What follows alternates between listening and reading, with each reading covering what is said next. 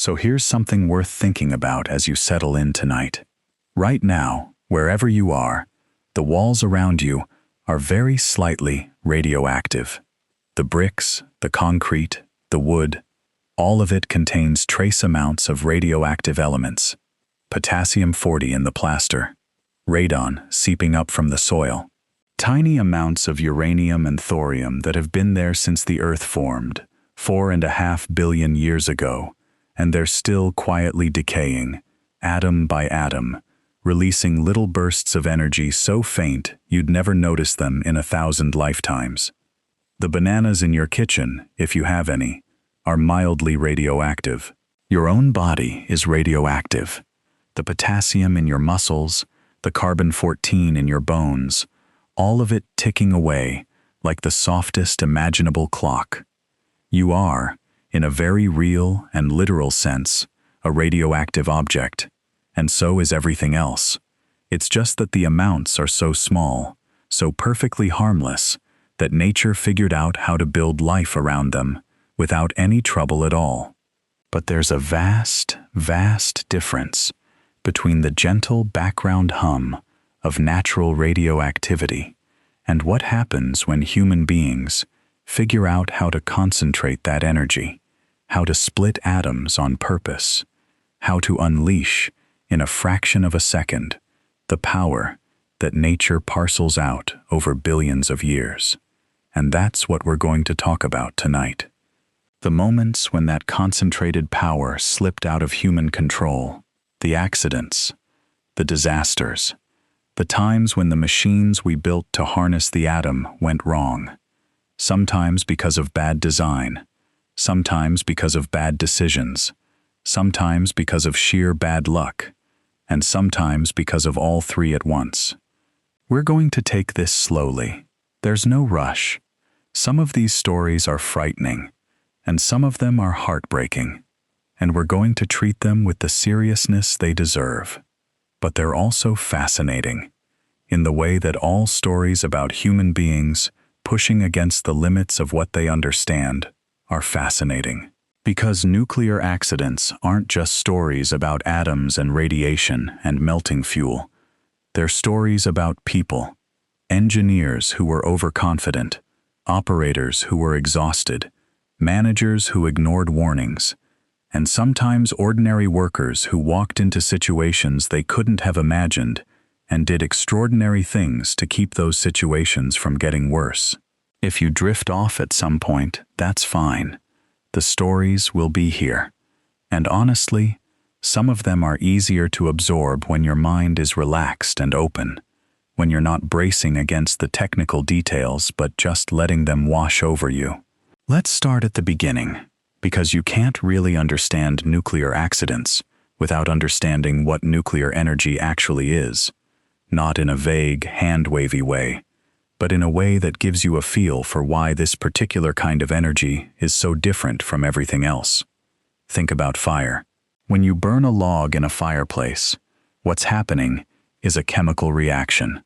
Carbon atoms in the wood are combining with oxygen atoms in the air, and the bonds that form release energy, heat, and light. That's chemistry. The atoms themselves don't change. A carbon atom is still a carbon atom after the reaction.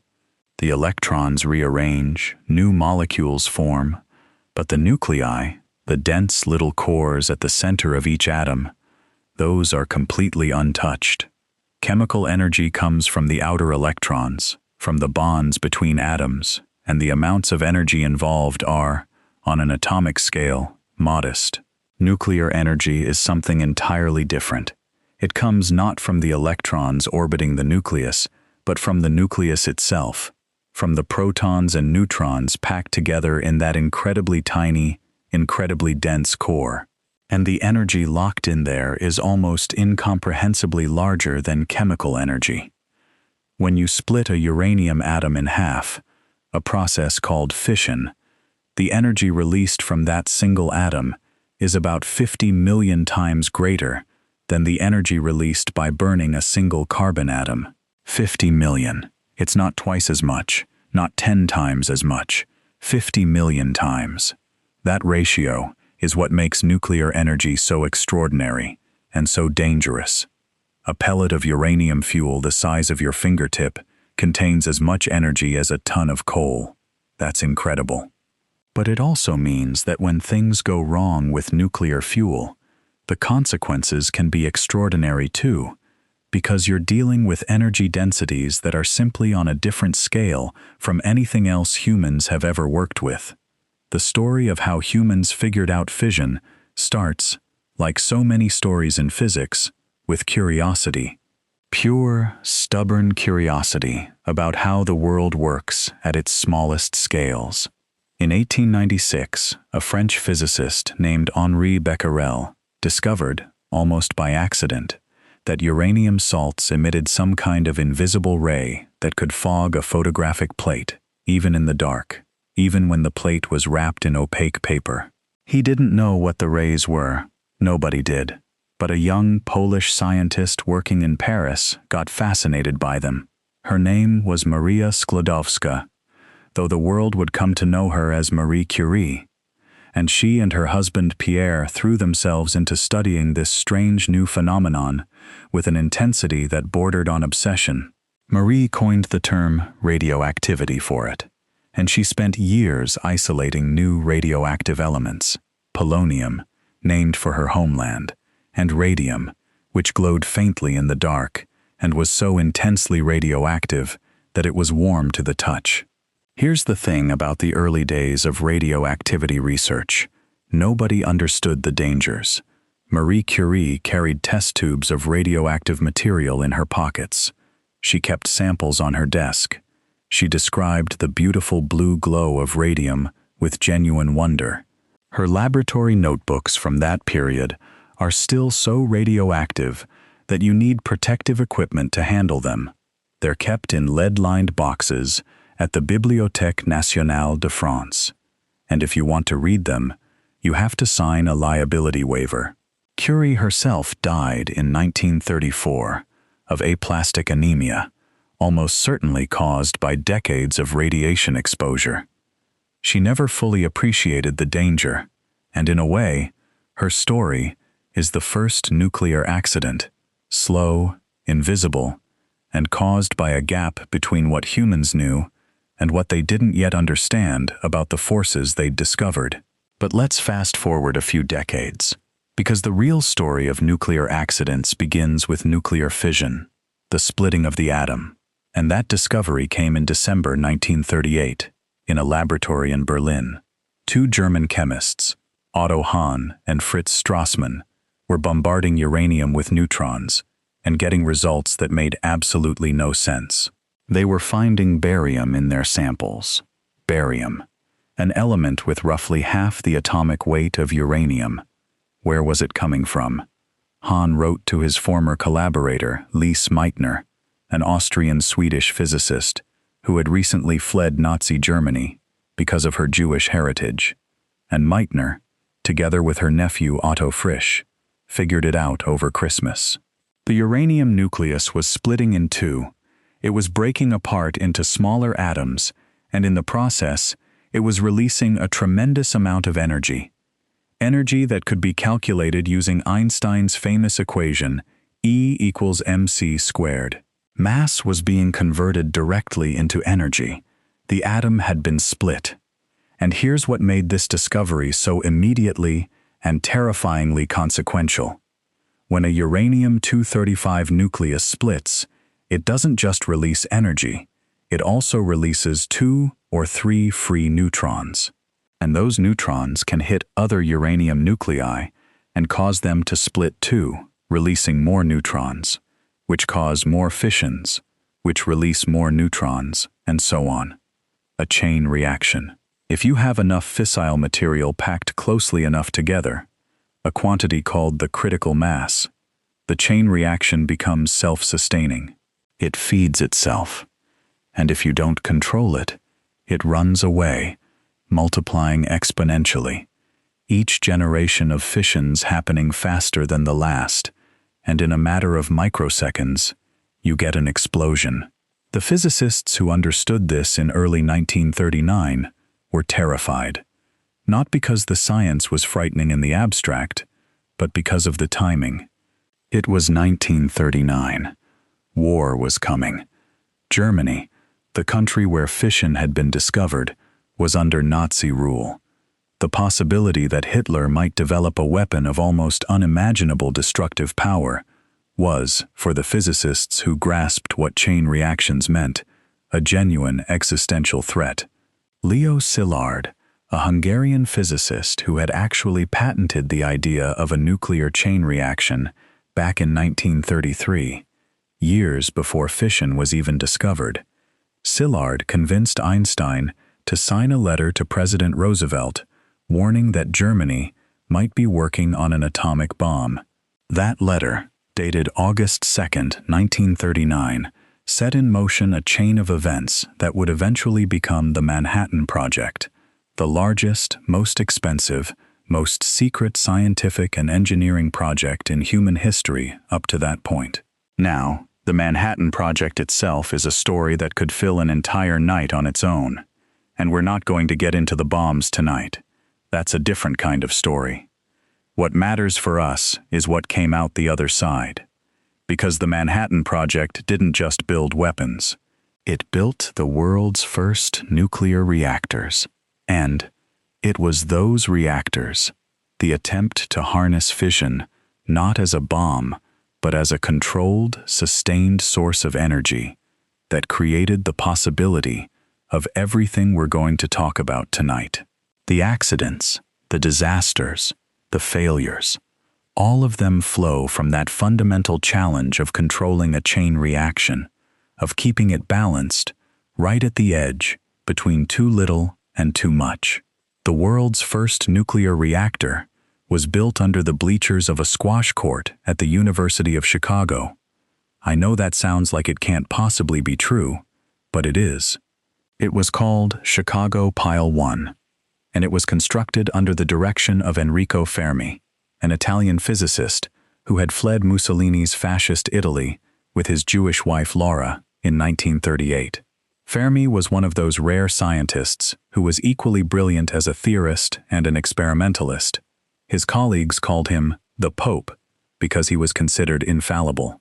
On December 2, 1942, Fermi's team carefully withdrew the control rods from Chicago Pile 1, rods made of cadmium, a material that absorbs neutrons and slows down the chain reaction, and for the first time in history, a nuclear chain reaction became self-sustaining.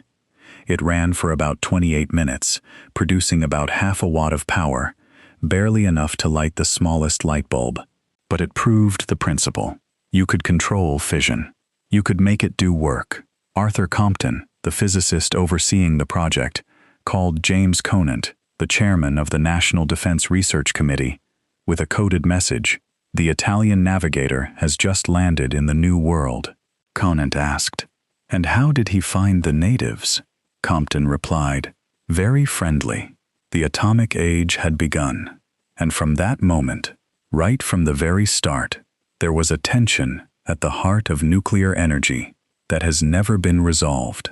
On one side, the almost miraculous promise, a source of energy so concentrated, so powerful, so long-lasting that it could light cities, power ships, maybe even make electricity too cheap to meter, as one famously optimistic official would later put it.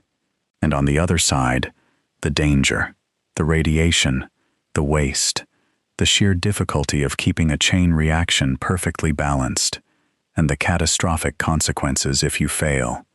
That tension runs through every single story we're going to tell tonight. It's the thread that connects everything, and the first real nuclear accident, the first one that killed people, the first one that showed the world what could go wrong, happened much sooner than most people realize. And it didn't happen at a power plant. It happened in a laboratory, and it involved a concept so fundamental to nuclear safety that we need to understand it before we go any further. It's called criticality. Remember the chain reaction? A neutron hits a uranium nucleus. The nucleus splits, releasing energy and more neutrons. Those neutrons hit more nuclei, and so on. Criticality is the point where exactly one neutron from each fission goes on to cause exactly one more fission. At criticality, the reaction sustains itself. It doesn't grow, doesn't shrink, just keeps ticking along at a steady rate. That's what you want in a reactor. Subcritical means the reaction is dying out. Not enough neutrons are finding targets.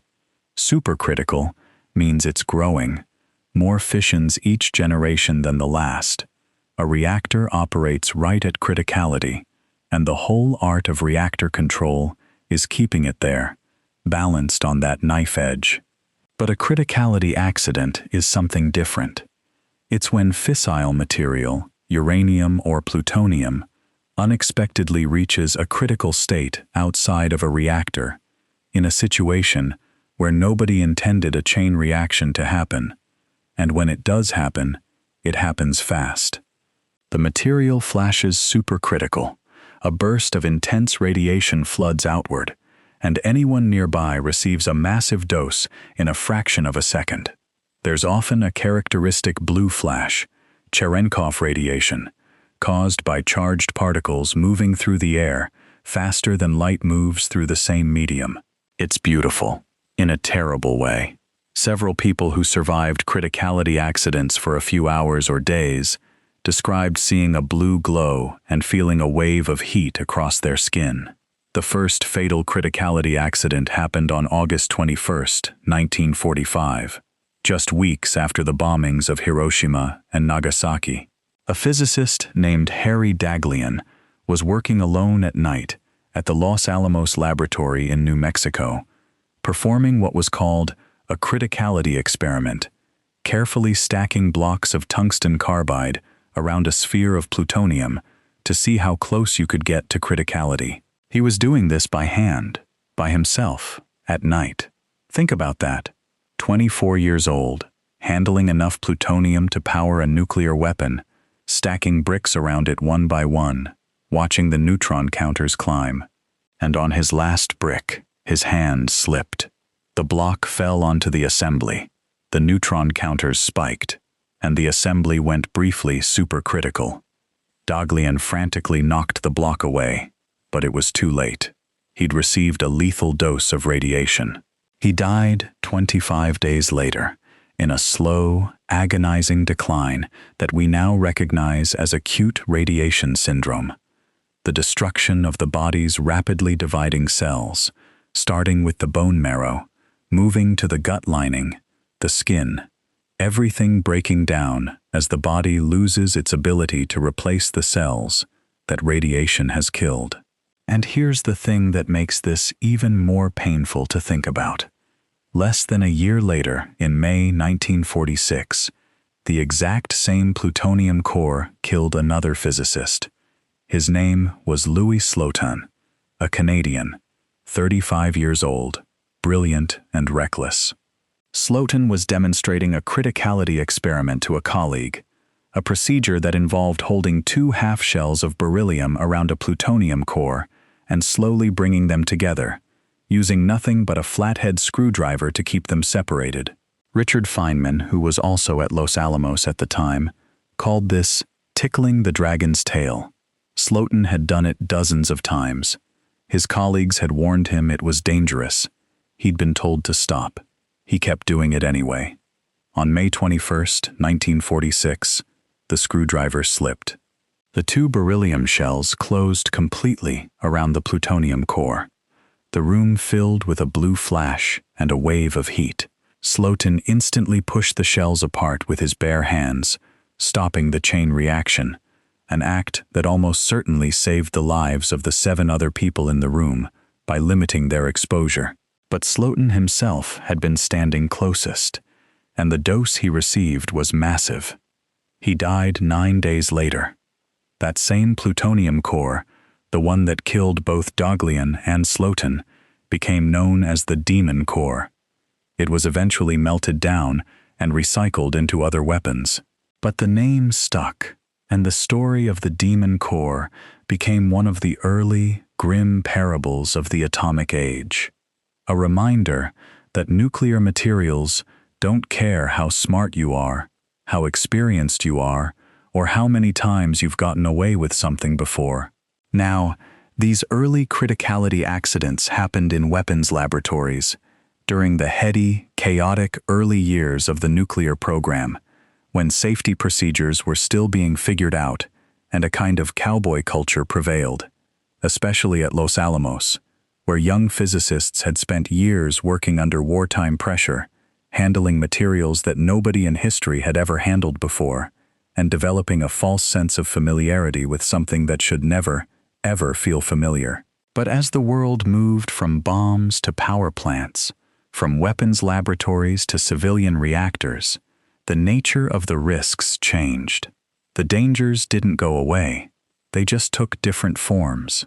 After the war, there was an extraordinary surge of optimism about nuclear energy. President Eisenhower's Atoms for Peace speech at the United Nations in December 1953 captured the mood perfectly.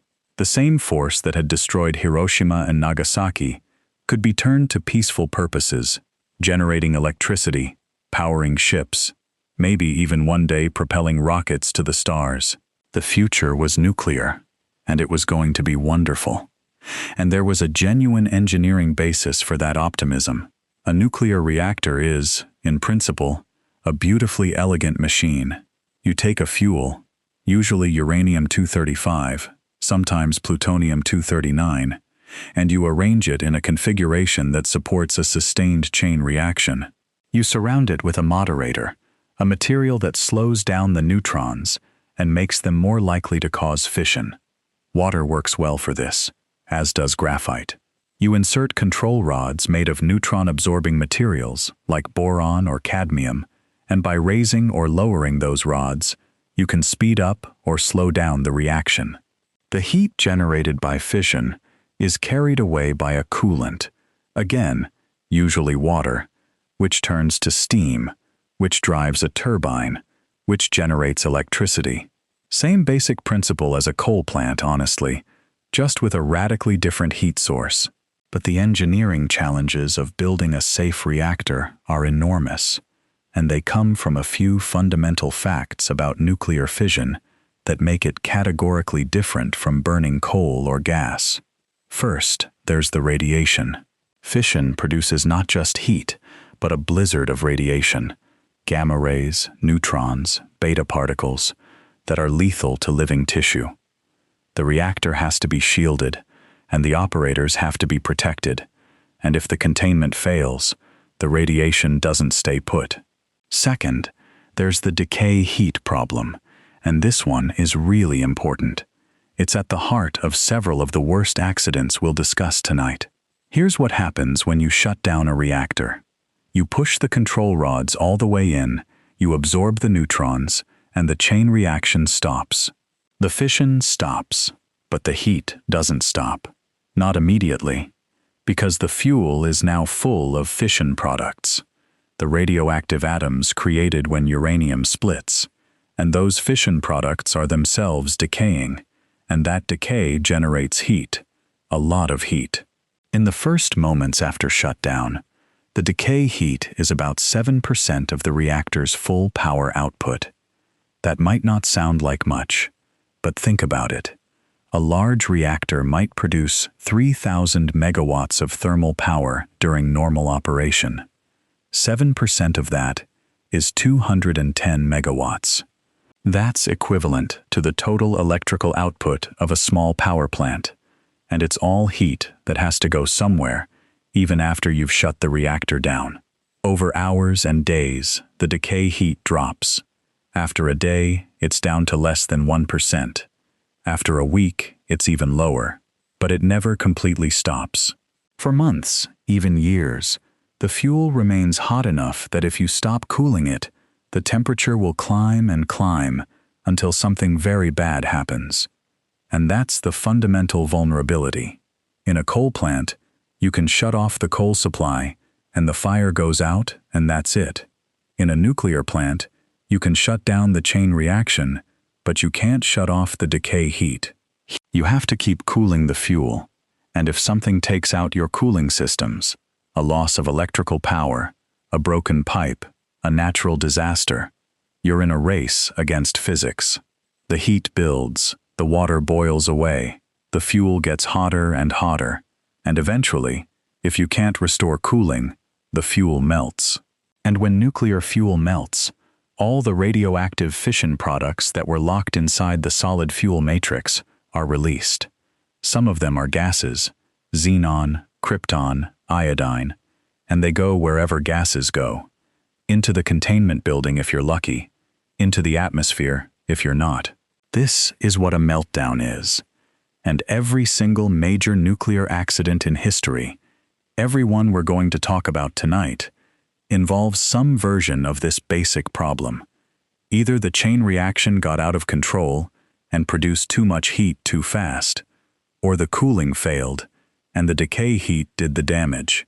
Those are the two ways a reactor can fail catastrophically, and all the engineering, all the safety systems, all the redundancy and defense in depth that nuclear engineers have developed over 70 years of experience, all of it is designed to prevent those two scenarios. But let's talk about what happened when those defenses failed. Starting with an accident that most people have never heard of, but that shook the early nuclear industry to its core. It happened in the middle of the Idaho desert, in the dead of winter, and it remains one of the most mysterious nuclear accidents in American history. The facility was called SL-1, Stationary Low Power Reactor Number 1. It was a small military reactor designed to generate power for remote Arctic radar stations. The idea was to build a reactor so compact and simple that it could be disassembled, shipped to some frozen outpost in Greenland or Alaska, reassembled, and run by a small crew of Army technicians with minimal training. And right there, in that description, you can already hear the seeds of trouble. Minimal training, compact design, small crew. This was the 1950s, and the nuclear establishment was still in that optimistic can-do phase, where building a reactor, small enough to ship by air, to a frozen outpost, seemed like a perfectly reasonable thing to attempt. SL-1 was located at the National Reactor Testing Station in southeastern Idaho, a vast expanse of sagebrush and lava rock that the government had chosen precisely because it was so remote. The reactor was a boiling water type. Water served as both the coolant and the moderator, and it boiled directly inside the reactor vessel. It was tiny by nuclear standards, 3 megawatts thermal, barely enough to generate 200 kilowatts of electricity. It had 5 control rods, and here's a design detail that turned out to be critical. The reactor could be made supercritical by withdrawing just one of those rods. The central control rod alone had enough reactivity to take the reactor from shutdown all the way past critical. That's an unusual and, in retrospect, unforgiving design. Most reactors are designed so that no single control rod withdrawal can cause a dangerous power surge. SL-1 wasn't. On the evening of January 3, 1961, a 3-man crew arrived to perform routine maintenance on the reactor, which had been shut down for the holidays. The crew consisted of 3 young Army specialists, John Burns, who was 27, Richard McKinley, who was 22, and Richard Legg, who was 26. Their job that night was to reconnect the control rods to their drive mechanisms, a task that required manually lifting the central control rod a few inches. What happened next has been analyzed, debated, and investigated for over 60 years, and we still don't know the full story. At 9:01 p.m., something caused the central control rod to be withdrawn far too quickly and far too far, about 20 inches, when the plan called for only 4 inches. The reactor went from shutdown to supercritical in roughly 4 milliseconds, 4 thousandths of a second. The power surged to about 20 billion watts, 20 gigawatts, in that brief instant. The water in the reactor vessel flashed to steam so violently that the resulting pressure spike, a steam explosion, essentially, was like a bomb going off. The entire reactor vessel, 9 feet tall, was launched upward and struck the ceiling of the building. The explosion killed all 3 men almost instantly. Richard Legg was found pinned to the ceiling of the reactor building by a control rod that had been blown through his body and embedded in the ceiling above. Think about the force required to do that. The explosion had been so violent, so fast, that it turned the steel structure of the reactor into a weapon. The rescue effort was harrowing. When the first responders arrived, they didn't initially understand what had happened. The building was dark and quiet. They entered and found the scene of the explosion, and they also found that radiation levels inside the building were lethal, so high that rescue teams could only enter for seconds at a time, in relays, before they exceeded their dose limits. It took over a day to recover the bodies. The men's remains were so contaminated that they had to be buried in lead-lined coffins, in specially prepared graves, and parts of their bodies were so radioactive that they were treated as nuclear waste and buried separately at a radioactive waste disposal facility. SL-1 is the only reactor accident in U.S. history that has directly killed anyone through the acute effects of a nuclear excursion. And the investigation that followed raised more questions than it answered. The central mystery is why the rod was withdrawn so far, so fast. The most widely accepted theory, and this is where the story takes a dark turn, is that it was deliberate. Investigators found that the reactor could only have gone critical if the rod had been withdrawn in a single, sharp, forceful pull. Accidental withdrawal couldn't have done it. The rod was too heavy, the mechanism too stiff. Something had to physically yank it out, and the investigation turned up evidence that John Burns's marriage was in trouble. His wife had apparently told him she wanted a separation, and there were reports of interpersonal tension between Burns and the other crew members.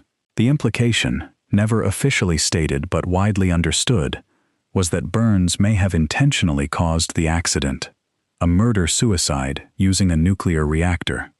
Whether that's true or not, and we may never know for certain, SL-1 exposed a vulnerability that the nuclear industry had not fully reckoned with, the human element. Not just the possibility of mistakes, but the possibility of deliberate malice, of a single person with access to the controls making a choice that turns the machine into a weapon. It was a sobering lesson, and it led to significant changes in reactor design and operating procedures. After SL-1, no reactor in the United States would be designed so that withdrawing a single control rod could cause a critical excursion. The principle of defense in depth, multiple independent barriers between the hazard and the public, became the bedrock of nuclear safety philosophy. But defense in depth requires that every layer work as intended, and as we'll see, even the best designed systems can fail when enough things go wrong at once. But before we get to the big accidents, the ones that change the world's relationship with nuclear power forever, let's talk about one that happened a few years before SL-1, on the other side of the Atlantic, in a place called Windscale.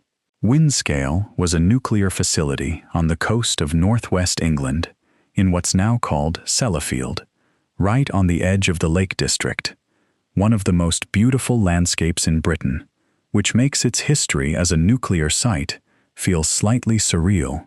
The facility was built in the late 1940s, and its primary purpose was not generating electricity, it was making plutonium for Britain's nuclear weapons program. The British government, having been excluded from American nuclear secrets after the war by the McMahon Act of 1946, was determined to build its own bomb, and they needed plutonium to do it. Windscale's 2 reactors, called Pile 1 and Pile 2, were essentially plutonium production machines. They irradiated natural uranium in a graphite core, and the neutron bombardment transformed some of the uranium-238 into plutonium-239, which could then be chemically extracted and used in weapons. Now, these were air-cooled, graphite-moderated reactors, and that combination, air cooling and graphite, is important for understanding what went wrong. The reactors were essentially massive stacks of graphite blocks, with channels running through them for uranium fuel cartridges. Air was blown through the channels to cool the fuel, and the exhaust air was vented up tall chimneys. The graphite served as the moderator, slowing down the neutrons to make fission more likely. And graphite, when it's bombarded by neutrons, does something peculiar. The neutrons knock carbon atoms out of their normal positions in the crystal lattice, creating what's called Wigner energy, stored energy locked up in the displaced atoms, like a wound-up spring.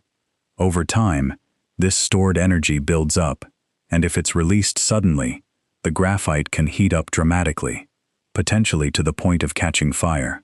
Graphite fires in nuclear reactors are extraordinarily dangerous, because graphite burns at very high temperatures, and because the fire can damage the fuel, releasing radioactive fission products into the airstream that's being blown right up those chimneys and out into the atmosphere. To prevent Wigner energy from building up to dangerous levels, the Windscale operators periodically performed what they called an anneal. They deliberately heated the graphite by reducing the cooling airflow, letting the temperature rise to the point where the stored energy would release in a controlled way. Think of it like carefully letting the pressure out of an overinflated tire.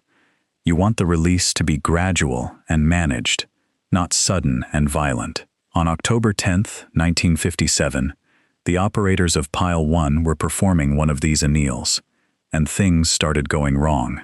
The first heating cycle didn't raise the graphite temperature enough to release all the stored Wigner energy.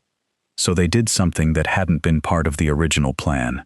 They performed a second heating cycle, pushing the nuclear power higher to get the graphite hotter. But they pushed too hard, and the temperature rose too fast, and some of the uranium fuel cartridges ruptured. The uranium itself caught fire, and then the graphite caught fire. Fire inside a nuclear reactor, with air being blown through it to feed the flames and carry radioactive contamination up the chimney and out into the English countryside. Now, here's where the story becomes one of human courage and desperate improvisation. The operators realized they had a fire, and they had to put it out. But how do you extinguish a fire inside a nuclear reactor? They tried increasing the airflow, hoping to blow the fire out. That made it worse. More oxygen, more combustion. They tried using carbon dioxide, pumping it into the reactor channels. It wasn't enough. The fire was spreading. Temperature gauges showed the graphite was well over 1,000 degrees Celsius in some areas, and climbing. The facility manager, Tom Toohey, did something that took almost unbelievable personal courage. He climbed to the top of the reactor building and looked directly into the fuel channels through inspection holes, exposing himself to significant radiation to see the state of the fire with his own eyes. What he saw was terrifying. Fuel cartridges glowing cherry red, some of them clearly ruptured, the graphite itself incandescent. The fire was real, it was large, and it was getting worse. And then someone proposed water. Just water. Pouring water directly onto a burning nuclear reactor. Now, this was a genuinely terrifying idea, because water hitting superheated graphite can decompose into hydrogen and oxygen, and hydrogen, mixed with oxygen, is explosive. There was a real possibility that dousing the fire with water would cause a hydrogen explosion that would blow the reactor apart and scatter radioactive material across the landscape. But the fire was spreading. The other options had failed, and if the fire reached certain areas of the reactor, the contamination release would be catastrophic. Toohey made the call. They turned on the hoses, and it worked. The water didn't explode. It turned to steam. The steam smothered the fire, and over the course of about a day, the fire was brought under control, and the reactor cooled down. Nobody knows exactly why a hydrogen explosion didn't occur. It may be that the conditions weren't quite right for hydrogen to accumulate, or that the airflow carried the hydrogen away before it could reach explosive concentrations. Either way, it was a gamble, and it paid off. Tom Toohey later said that when the water went in and nothing blew up, it was the most relieved he'd ever felt in his life. But the damage was done.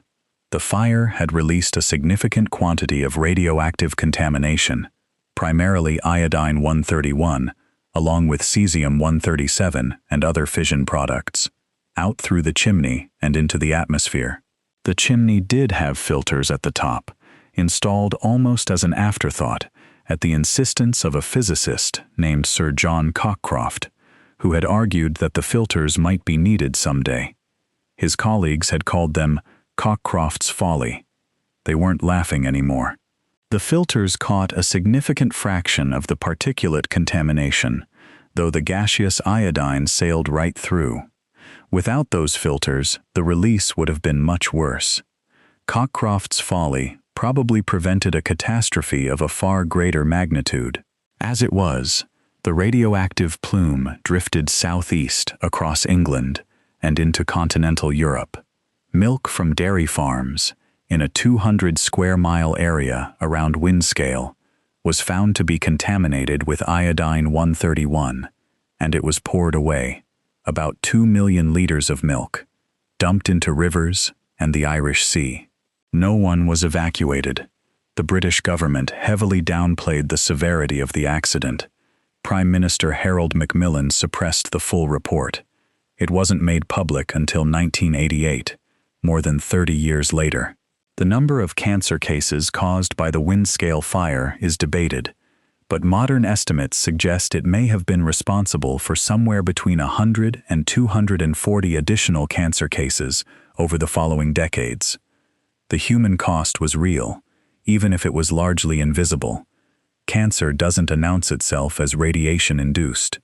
It just shows up years later, and you can never quite prove where it came from.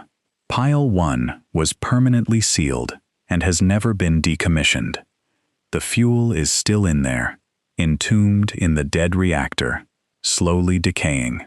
It remains one of Britain's most challenging nuclear cleanup projects, estimated to take decades more to complete. And here's what Windscale really showed the world, even though the world didn't fully appreciate it at the time, because the British government worked so hard to keep the details quiet. It showed that a nuclear accident could contaminate not just a building or a site, but an entire region.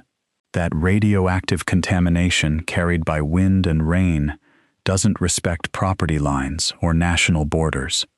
That the consequences of a reactor failure aren't limited to the people in the control room or the workers on site. They can reach farmers and children and pregnant women miles away, people who had nothing to do with nuclear energy and never consented to its risks. This idea that a nuclear accident is, by its nature, a public event, not a private one, would become central to the politics of nuclear power in the decades that followed. And the next great accident, the one that would bring that idea into American living rooms in the most dramatic way possible, was still 22 years away. Let's go there now. Let's talk about 3 Mile Island. It's March 28, 1979. 4 in the morning, Harrisburg, Pennsylvania. The 3 Mile Island nuclear generating station sits on a narrow island in the Susquehanna River, about 10 miles downstream from the state capital. It has 2 reactors, Unit 1 and Unit 2. Unit 2, which is the one that concerns us, is a pressurized water reactor, built by Babcock and Wilcox. It's been operating commercially for only about 3 months. It's brand new, essentially. And in the pre-dawn darkness of that March morning, a series of events begins that will turn this obscure power plant into the most famous nuclear facility in America, a symbol of everything that could go wrong with the technology, and a turning point in the history of nuclear energy in the United States. The accident starts with something almost absurdly mundane. A pump fails in the secondary cooling loop, the non-nuclear side of the plant, the side that just handles ordinary water and steam. This kind of pump failure happens all the time in industrial plants. It's routine. The backup pumps are supposed to kick in automatically, and they do. But someone has left the valves on those backup pumps closed. Valves that should always be open, that are required to be open by operating procedures, that have little tags on them saying they should be open. Someone closed them during maintenance and forgot to reopen them. So the backup pumps are running, but they're pumping against closed valves. No secondary coolant is flowing. Now, without secondary cooling, the primary cooling loop, the water that flows directly through the reactor core, starts heating up. The pressure in the primary system rises. This is exactly the kind of situation the safety systems were designed to handle, and they respond correctly. The reactor scrams, meaning the control rods drop automatically into the core, shutting down the chain reaction within seconds. The fission stops. But remember what we talked about. The decay heat doesn't stop. The fuel is still producing heat from the decay of fission products, and that heat has to go somewhere. Meanwhile, the rising pressure in the primary system triggers a pressure relief valve at the top of the pressurizer, a tall, cylindrical vessel connected to the primary loop. The relief valve opens, releasing steam to bring the pressure down. This is normal. This is what it's supposed to do. But then the pressure drops to the point where the valve should close again, and it doesn't. The valve sticks open, and now you have a hole in the primary cooling system. Pressurized, radioactive water is streaming out through that stuck valve, draining the water that's supposed to be covering the fuel and carrying away the decay heat. Here's where the human factors part of this story begins, and it's the part that matters most, because the equipment failure, the stuck valve, was manageable. What made 3 Mile Island a disaster was the response of the operators, not because they were incompetent or careless. They were conscientious, trained professionals, doing their best in a confusing situation. But the information they had was misleading, and the mental model they formed of what was happening inside the reactor was wrong. And that wrong mental model led them to make decisions that made everything worse. The critical piece of misleading information was a single indicator light on the control panel.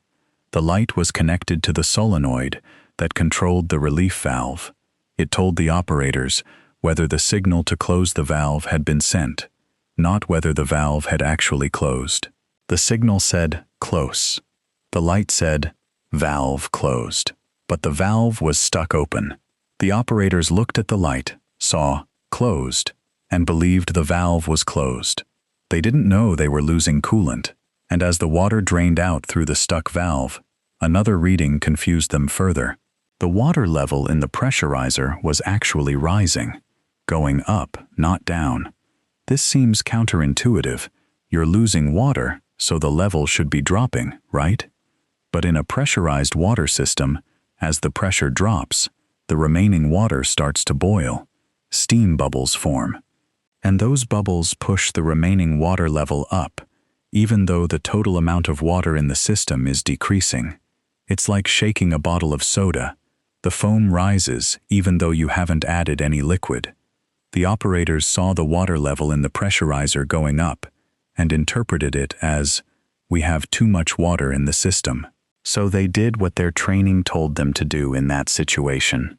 They reduced the flow of emergency cooling water. They turned off the very pumps that were trying to replace the water that was draining out through the stuck valve. Think about what's happening here. The reactor has shut down. The decay heat is pouring energy into the fuel. The relief valve is stuck open, draining the primary coolant, and the operators, misreading the situation because of a misleading indicator and a confusing pressurizer level, are actually reducing the flow of emergency cooling water. They're fighting the very system that's trying to save them. For the next 2 hours, the core is slowly uncovering. The water level is dropping. The tops of the fuel rods are exposed to steam instead of liquid water, and without liquid water to carry away the heat, the temperature of the exposed fuel climbs higher and higher. What happens to nuclear fuel when it overheats is not pretty. The fuel rods are made of uranium oxide pellets, stacked inside long, thin tubes of zirconium alloy. That's the cladding. Zirconium is a good cladding material at normal temperatures, but above about 1200 degrees Celsius, it reacts with steam in a chemical reaction that's exothermic. It generates additional heat and produces hydrogen gas. So as the fuel overheats, you get a positive feedback loop. The temperature rises. The zirconium reacts with steam. The reaction generates more heat, which raises the temperature further, which accelerates the reaction, and the hydrogen gas that's produced accumulates in the reactor vessel and the containment building. At 3 Mile Island, roughly half the core eventually melted. About 20 tons of uranium fuel reached temperatures high enough to flow like lava, slumping to the bottom of the reactor vessel in a mass of molten metal and ceramic that would later be found to be about 5 feet deep. The zirconium steam reaction produced a large bubble of hydrogen gas that collected in the upper part of the reactor vessel, and for several terrifying days, there was genuine concern that this hydrogen bubble might ignite or even detonate, potentially breaching the reactor vessel or the containment building and releasing massive amounts of radioactive material. That fear turned out to be overblown. Without sufficient oxygen inside the sealed reactor vessel, the hydrogen couldn't burn. But at the time, nobody was entirely sure of that, and the uncertainty fed a growing public panic. And this is where 3 Mile Island became more than just a technical incident. It became a media event, a political crisis, and a turning point in how Americans thought about nuclear power. The accident happened, remember, just 12 days after the release of a movie called The China Syndrome, starring Jane Fonda and Michael Douglas, about a fictional nuclear plant accident, and the cover-up that follows. The timing was almost unbelievable. Here was a movie about exactly this scenario: a core meltdown, confused operators, a utility trying to downplay the danger, and now it was happening in real life, in Pennsylvania, with television cameras rolling. The communications from the utility, Metropolitan Edison, were confused and contradictory. The Nuclear Regulatory Commission wasn't much better. Pennsylvania's governor, Dick Thornburgh, was getting conflicting information about whether to order an evacuation, and if so, how large an area to evacuate. On March 30th, 2 days into the accident, he issued an advisory for pregnant women and preschool children within 5 miles of the plant to evacuate. About 140,000 people left the area voluntarily, many of them in a genuine panic. The national media descended on Harrisburg, and for days, 3 Mile Island was the biggest story in the world. In the end, the containment building held. The concrete and steel dome designed to be the last line of defense against a radiation release did its job. Some radioactive gases, primarily xenon and krypton, were released through a vent, but the doses to the surrounding population were small. The average dose to people living within 10 miles of the plant has been estimated at about 8 millirem, roughly equivalent to a chest X-ray. Nobody died. Nobody was injured by radiation exposure. In strictly physical terms, the health consequences of 3 Mile Island were minimal, but the consequences for the nuclear industry were anything but minimal. 3 Mile Island fundamentally changed the public's perception of nuclear power in the United States. Before the accident, nuclear energy had strong public support. Most Americans viewed it as a safe, clean, modern source of electricity. After TMI, that support cratered. New reactor orders, which had already been declining for economic reasons, stopped completely. Not a single new nuclear power plant was ordered in the United States for over 30 years after 3 Mile Island. The Nuclear Regulatory Commission was restructured. Training standards for operators were overhauled, and the concept of human factors engineering, designing control rooms and information displays so that operators can actually understand what's happening during an emergency, became a central focus of nuclear safety. The misleading valve indicator, the confusing pressurizer level, the lack of a direct measurement of the actual water level in the reactor core, all of these design flaws were addressed in the wake of TMI. The industry learned, but the public trust that was lost was never fully recovered. And here's something worth sitting with for a moment, because it tells you something important about the psychology of risk. 3 Mile Island released a trivial amount of radiation. Nobody was hurt. The containment worked. By any objective measure, it was a contained incident. Serious, yes, but ultimately managed. And yet, it effectively ended the expansion of nuclear power in the world's largest economy for a generation.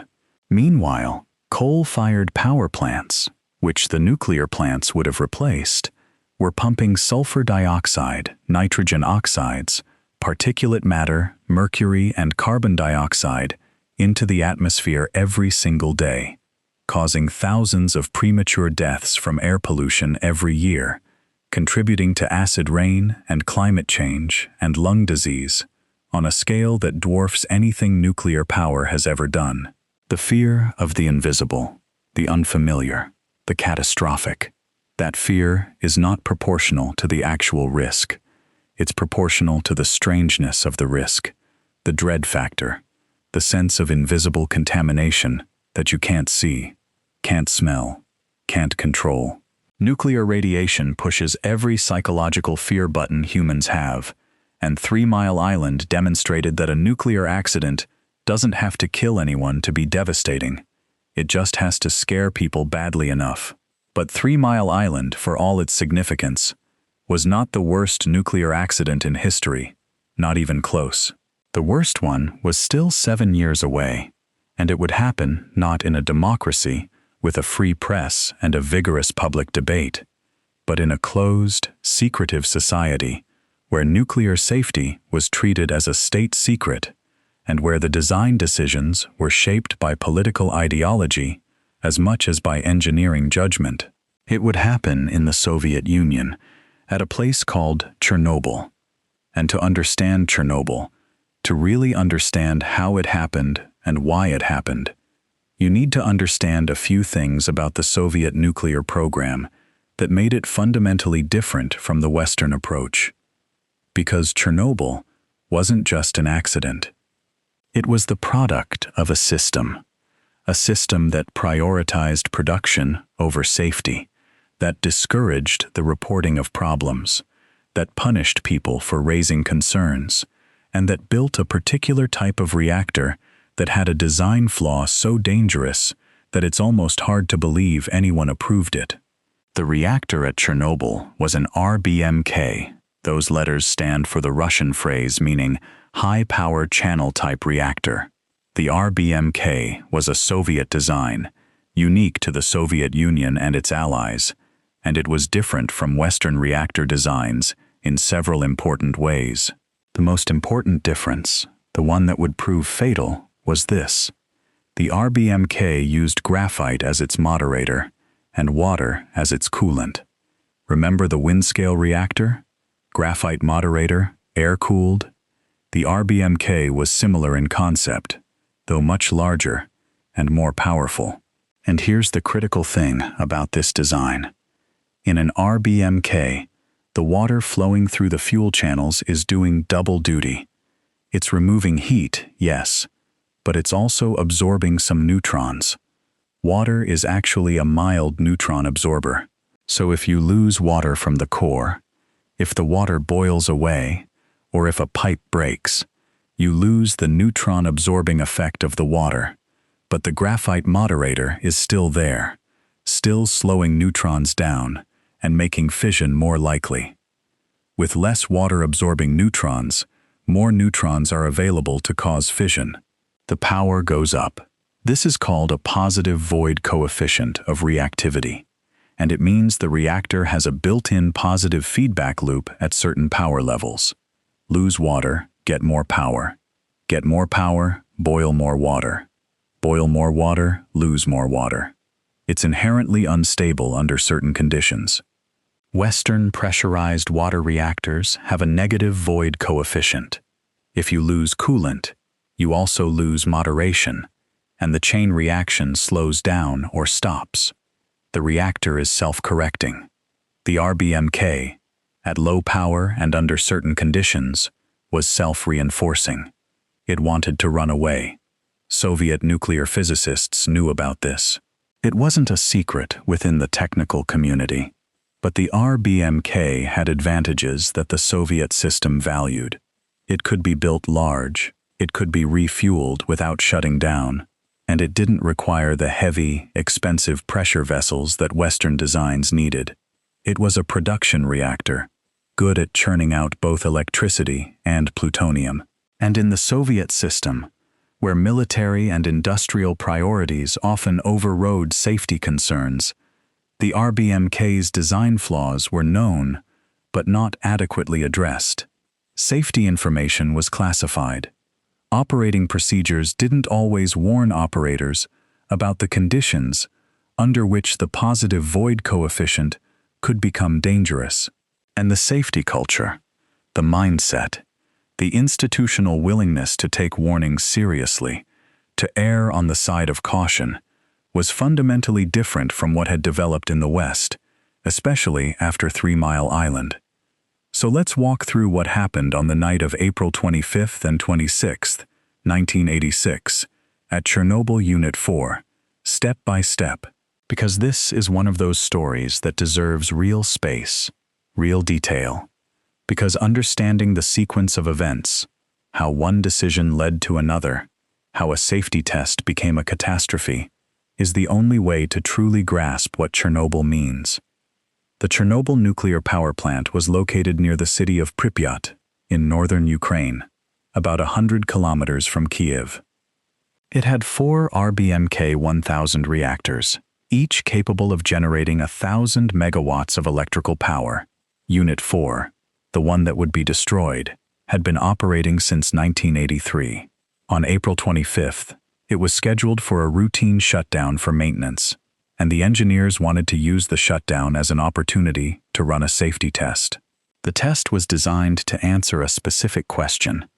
If the plant lost external electrical power, could the spinning momentum of the turbine generators provide enough residual electricity to keep the cooling pumps running during the 30 to 60 seconds it would take for the emergency diesel generators to start up?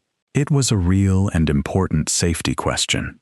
There was a gap in the emergency power supply, and this test was supposed to determine whether the turbine rundown could bridge that gap.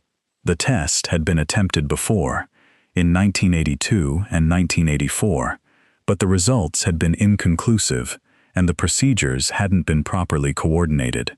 This time, the test plan called for reducing the reactor's power to about 700 megawatts thermal, roughly 20 to 30% of full power, and then running the experiment.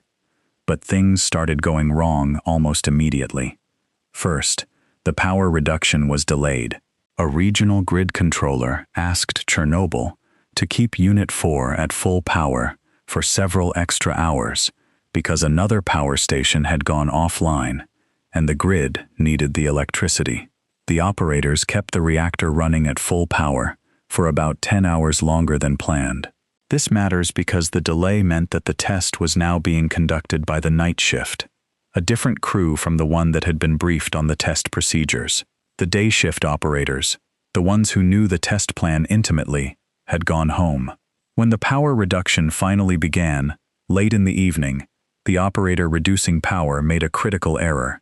He reduced the power too quickly, and the reactor's power dropped all the way down to about 30 megawatts thermal, far below the planned 700 megawatts, and deep into a range where the RBMK's positive void coefficient made the reactor extremely unstable. At this low power, A phenomenon called xenon poisoning was taking hold. Xenon-135, a fission product, is a powerful neutron absorber. During normal operation at high power, xenon is produced, but also destroyed, by the intense neutron flux. But at low power, xenon accumulates faster than it's destroyed, and it acts like a sponge soaking up neutrons, suppressing the chain reaction further. The reactor was being poisoned by its own fission products, and the power was continuing to drop. The operators now faced a decision. The correct response, according to operating procedures, was to shut the reactor down and wait about 24 hours for the xenon to decay, then start again. But the test had already been delayed by 10 hours, and the pressure to complete it before the shutdown was intense. The shift supervisor, Anatoly Dyatlov, reportedly insisted that the test would proceed. Dyatlov was a domineering figure, the kind of boss who intimidated his subordinates into compliance. Operators later described him as impossible to argue with, and he wanted the test done, now. So instead of shutting down, the operators tried to raise the power back up. To do this, they withdrew nearly all the control rods from the core, far more than operating procedures allowed. At one point, the number of control rods remaining in the core was fewer than 15, well below the minimum of 30 specified in the operating regulations. Those regulations existed precisely because removing too many control rods left the reactor with insufficient shutdown margin. If something went wrong, there wouldn't be enough control rods to quickly bring the reaction under control. The operators knew they were violating the rules. Dyatlov knew, but the test was going ahead. They managed to stabilize the reactor at about 200 megawatts thermal, still far below the planned test power, still deep in the unstable zone, still heavily xenon poisoned, with almost all the control rods withdrawn. The reactor was in a state that its designers had never intended, and that its safety systems were not designed to handle. It was balanced on a razor's edge. At 1:23 a.m. on April 26th, the test began. The operators shut off the turbine steam supply, allowing the turbine to coast down on its own momentum, and measured whether the declining electricity output could power the cooling pumps. For about 30 seconds, the test ran. The data was being recorded, and then someone, most accounts say it was the shift supervisor or the reactor operator, acting on the readings they were seeing, pressed the emergency shutdown button, known by its Russian acronym AZ5. All the control rods were ordered to insert into the core at once. And here's where the RBMK's final design flaw, a flaw that borders on the unbelievable, destroyed the reactor. The RBMK control rods had graphite tips. The bottom section of each rod, the part that entered the core first when the rod was inserted, was made of graphite, not boron. Graphite is a moderator. It increases reactivity. Boron is an absorber. It decreases reactivity. So when you pushed the emergency shutdown button and all those rods began to enter the core from the top, the graphite tips entered first, and for a brief moment, instead of shutting the reaction down, they actually increased the reactivity. In a reactor that was already teetering on the edge of instability, with almost no shutdown margin, at low power in a positive void coefficient regime, the emergency shutdown system, the thing that was supposed to save you, gave the reactor a final kick of added reactivity. The power surged. In the space of about 4 seconds, the reactor's thermal output spiked to roughly 30,000 megawatts, 100 times its designed maximum. The fuel disintegrated. The water in the cooling channels flashed to steam with explosive force. 2 massive explosions. The first a steam explosion, the second most likely a hydrogen explosion, or possibly a nuclear excursion, the exact nature is still debated, tore the reactor apart. The 1,000-ton reactor lid, a disc of steel and concrete called the upper biological shield, was blown off the reactor like a coin flipped by a giant. The roof of the reactor building was blown away, exposing the ruined core directly to the open sky.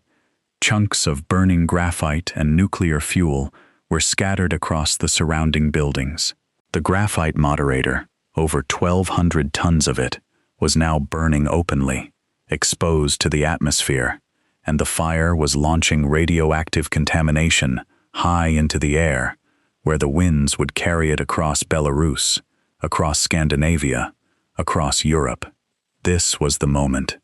This was the worst nuclear accident in history, unfolding in real time, in the middle of the night, in a place where most of the people sleeping nearby had no idea what had happened, and the response, in those first hours, was shaped by the same institutional culture that had led to the accident in the first place: denial, disbelief, and a refusal to accept the magnitude of what had occurred.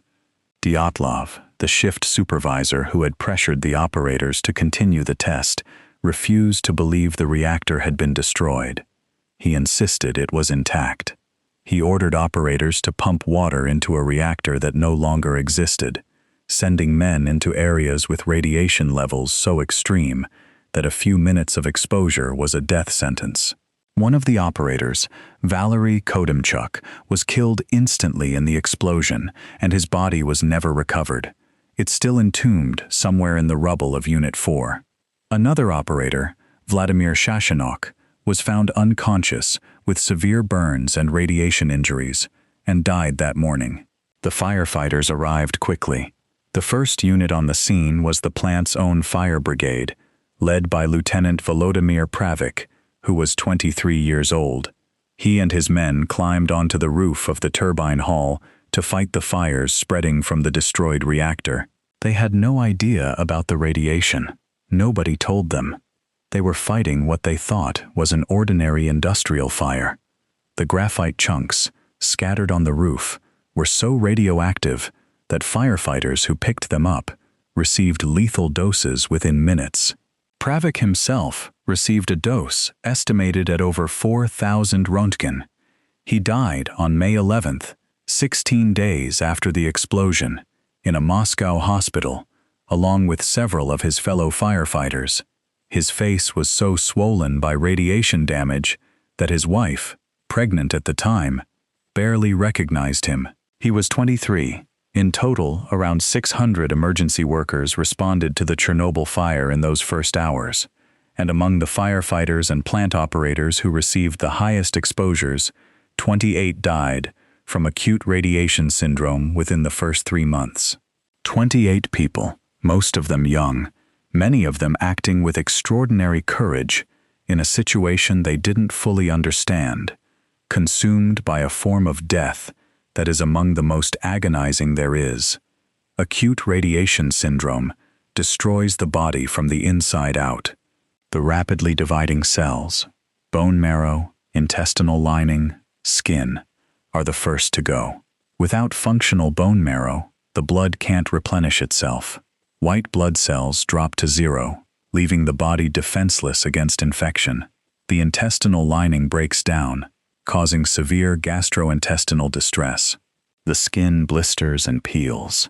In the worst cases, death comes slowly over days or weeks, as organ after organ fails. It's a terrible way to die, and every one of those 28 deaths is a human story. A family shattered, a life cut short. But the immediate deaths, devastating as they were only the beginning of Chernobyl's toll. The broader consequences unfolded over months, years, and decades, and they affected not just the people at the plant, but millions of people across a vast area of Europe. The evacuation of Pripyat, the city of nearly 50,000 people just 3 kilometers from the plant, didn't begin until 36 hours after the explosion. 36 hours. On the morning after the accident, children in Pripyat went to school. People hung laundry outside. Families went about their routines. Some residents noticed a strange metallic taste in the air. Others saw an unusual glow over the power plant, but the authorities said nothing. When the evacuation finally came, on the afternoon of April 27th, Residents were told they would be gone for 3 days. They were told to bring only essentials. Most of them never went back. Their apartments, their photographs, their belongings, everything was left behind.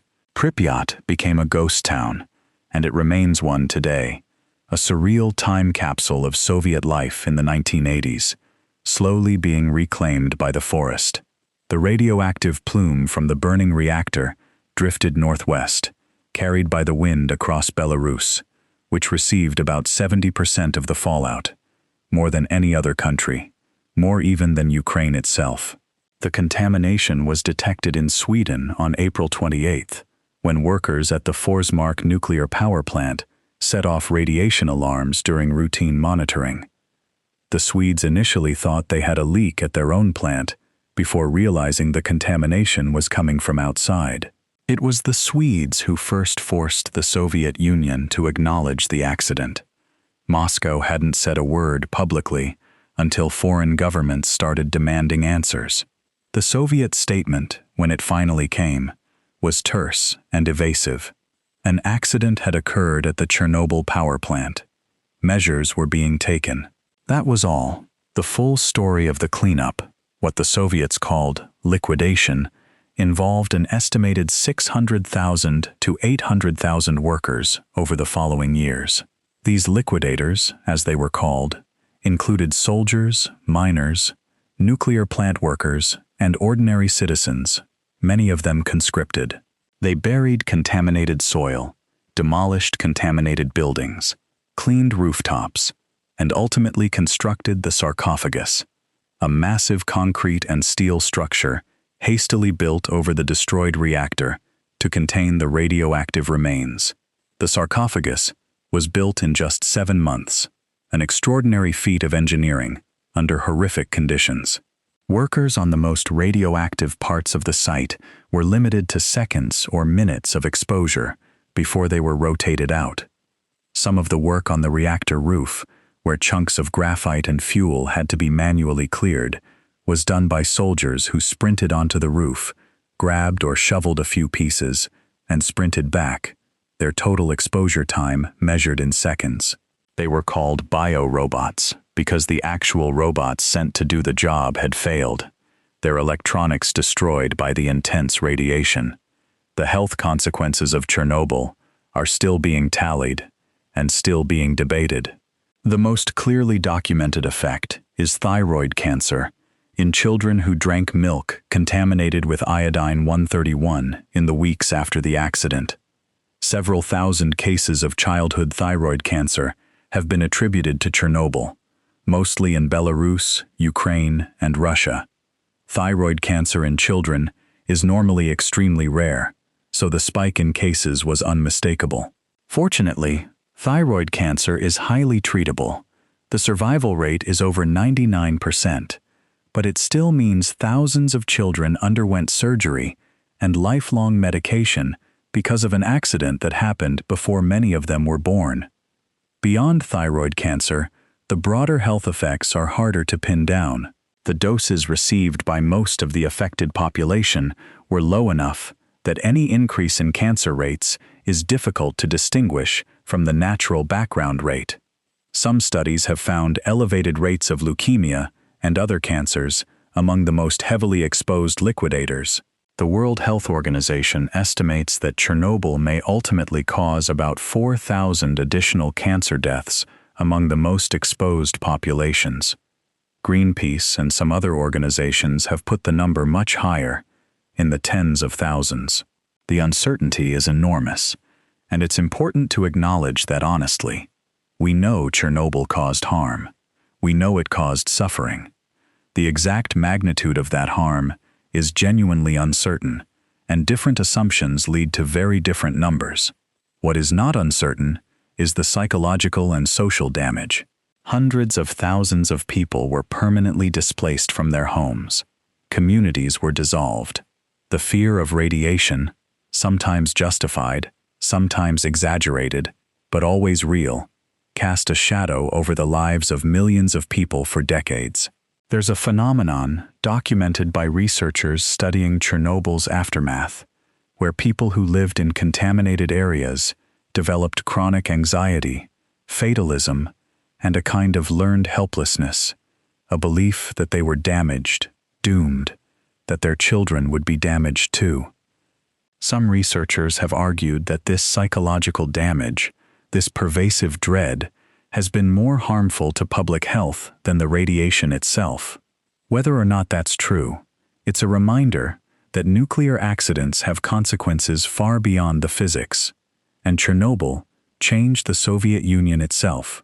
The accident happened just a year into Mikhail Gorbachev's tenure as General Secretary, and the initial cover-up, the lies, the delays, the refusal to acknowledge the severity of the disaster, became a powerful argument for Gorbachev's policies of glasnost, openness, and perestroika, restructuring.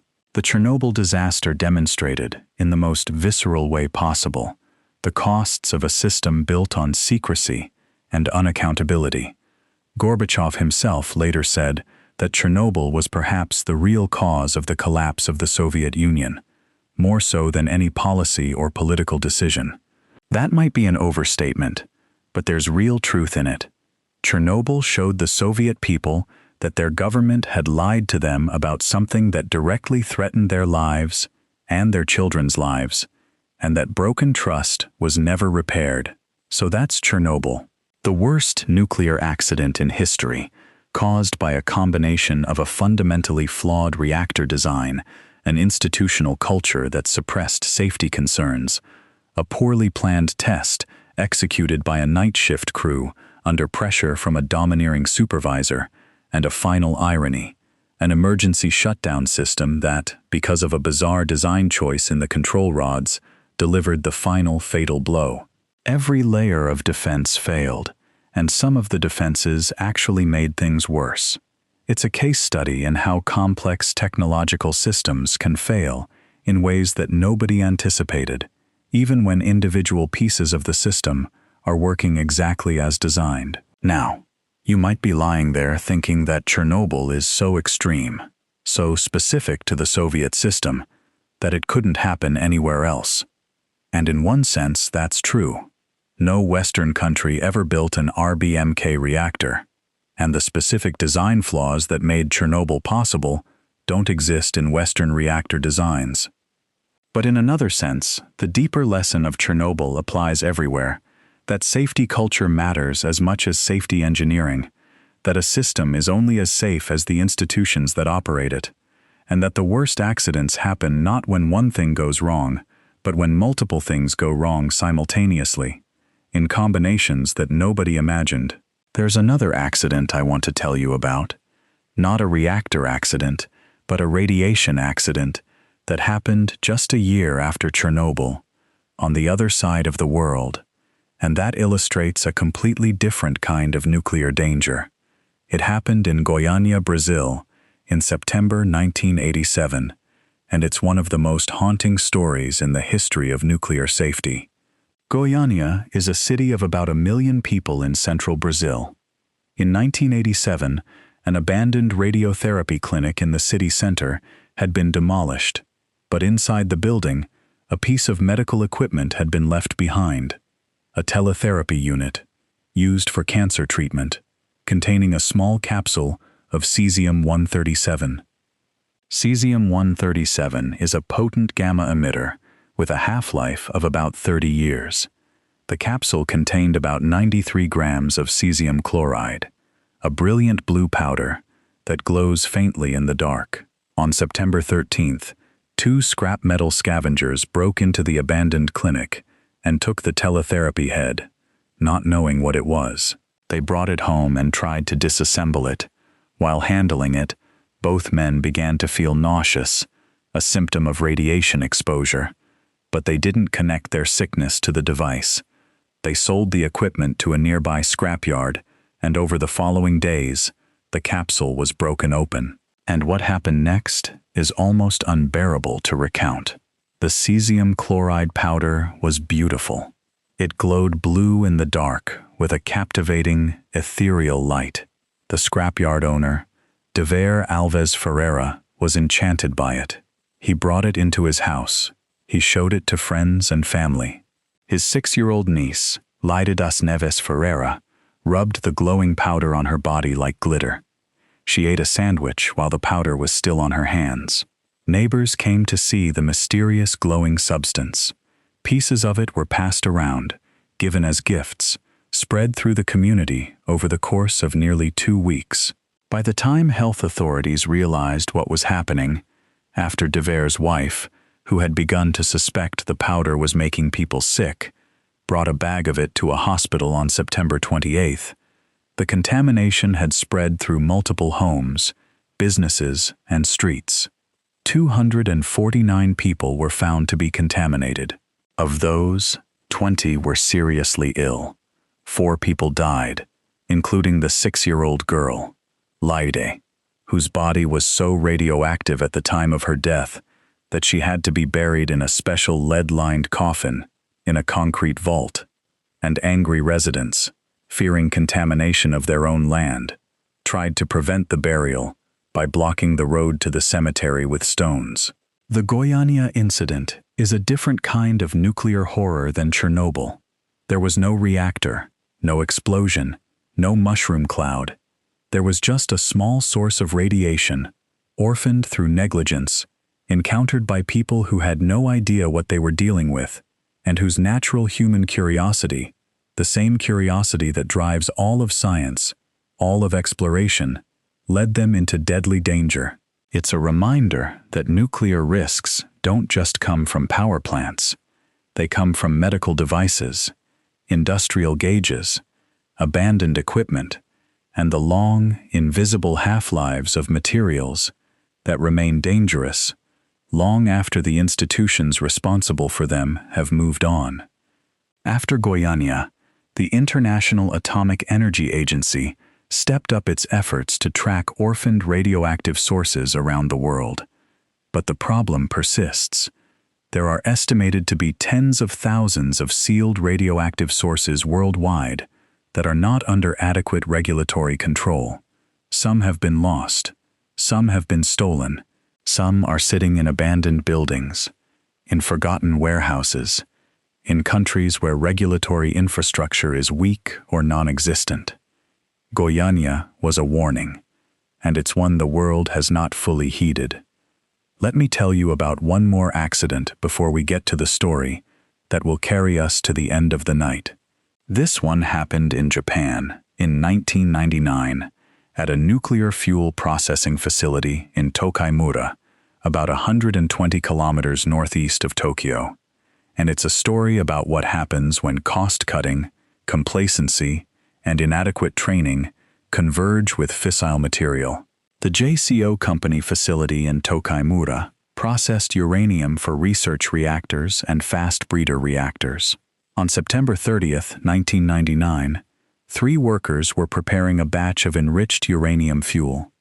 The uranium they were handling was enriched to about 18.5%, much higher than the 3 to 5% used in ordinary power reactors. At this enrichment level, the critical mass is much smaller, and the margin for error is much tighter. The proper procedure for this work involved dissolving uranium oxide in nitric acid, and then carefully mixing it in a series of tanks and columns, designed with specific geometries to prevent a critical mass from accumulating. The shapes of the equipment mattered. Tall, narrow tanks are safer than wide, shallow ones, because they maximize the surface area for neutron leakage. Every piece of equipment in a nuclear fuel facility is designed with this geometry in mind. It's one of the fundamental principles of criticality safety. But the workers at JCO weren't following the proper procedure. They hadn't been following it for years. The company had developed an informal, unauthorized shortcut. Instead of using the dissolution tank, they were mixing the uranium solution in stainless steel buckets and then pouring it directly into a precipitation tank that was not designed for this purpose. The buckets were faster and easier. Management knew about the shortcut and had tolerated it. Nobody had been hurt, so nobody saw the urgency in stopping it. On that September morning, the 3 workers, Hisashi Ouchi, Masato Shinohara, and Yutaka Yokokawa, were pouring their 7th bucket of uranium solution into the precipitation tank when the tank reached criticality. A chain reaction ignited spontaneously in the liquid. There was the characteristic blue flash. A burst of gamma and neutron radiation flooded the room. The chain reaction didn't stop. It continued, on and off, for nearly 20 hours, sustained by the liquid uranium solution in the tank. It took that long for emergency responders to drain the water from the cooling jacket around the tank, which was acting as a neutron reflector and helping sustain the reaction. Uchi, who had been standing closest to the tank when the criticality occurred, received a dose estimated at 17 sieverts. To put that in perspective, a dose of around 8 sieverts is almost invariably fatal. 17 sieverts is more than twice the lethal threshold. His entire body was irradiated with a dose that destroyed his DNA at the cellular level, not damaging it, destroying it. The chromosomes in his cells were shattered beyond any possibility of repair. What followed was 83 days of medical treatment, in which Ochi's body literally fell apart. His white blood cells vanished. His skin disintegrated. His gut lining came off in sheets. His cells could no longer replicate because the DNA templates were destroyed. He received multiple skin grafts and stem cell transplants from his sister's donated stem cells, but his body could not integrate them because his own immune system had been destroyed. He reportedly asked his doctors to stop treating him, to let him die. He died on December 21, 1999. Shinohara, who had received a dose of about 10 sieverts, died on April 27, 2000, after 7 months of treatment. Yokokawa, who had been farther from the tank, received about 3 sieverts and survived, though he suffered significant health effects. The Tokai-Mura accident was caused, at its root, by the same factor that underlies so many industrial disasters: a gradual erosion of safety practices, unchecked by oversight, until the margin between normal operations and catastrophe had shrunk to nothing. The workers weren't malicious. They were doing what they'd been told to do, following shortcuts that had been normalized by years of use. The company's management had failed to enforce procedures, had failed to train workers adequately on the risks of criticality, and had failed to design their processes with appropriate safety margins. The Japanese Nuclear Safety Commission's investigation found multiple regulatory failures as well. The facility had been inspected, but the inspections had been superficial. After Tokai-Mura, Japan tightened its nuclear safety regulations significantly. But as we're about to see, the institutional and cultural factors that allowed Tokai-Mura to happen were not entirely corrected, and they would resurface, with devastating consequences, 12 years later, when the most powerful earthquake in Japanese recorded history struck the northeast coast of the country and sent a wall of water rushing toward a nuclear power plant called Fukushima Daiichi. March 11, 2011. It's a Friday afternoon, and the northeast coast of Japan's main island, Honshu, is going about its business. Schools are in session. Office workers are finishing the week. At the Fukushima Daiichi nuclear power station, operated by the Tokyo Electric Power Company, or TEPCO, 6 boiling water reactors sit in a row along the Pacific coast. 3 of them, Units 1, 2, and 3, are operating at full power. Units 4, 5, and 6 are shut down for maintenance. The plant has been operating since 1971. It's old by nuclear standards. Unit 1 was one of the earliest commercial reactors in Japan, but it's been well maintained, and it has safety systems designed to handle a range of natural disasters, including earthquakes and tsunamis. At 2:46 p.m. local time, the Tohoku earthquake strikes.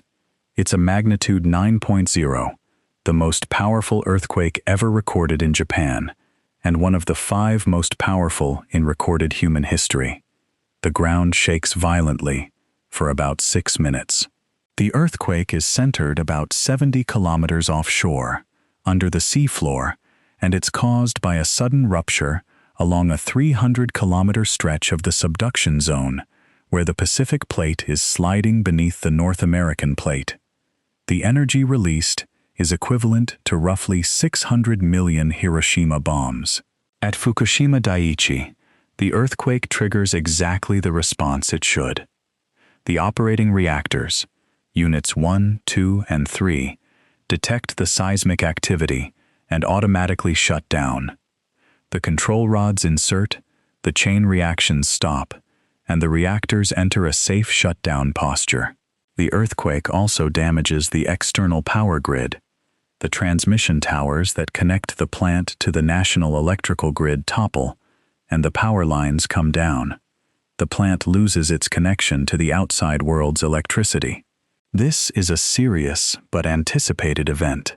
It's called a station blackout, and every nuclear plant has backup systems to handle it. At Fukushima, diesel generators automatically start up, providing the electrical power needed to run the cooling pumps that are keeping the reactor's decay heat under control. For about 50 minutes, everything is working. The reactors are shut down, the diesel generators are running, the cooling pumps are circulating water through the cores, removing the decay heat. The plant has weathered the earthquake.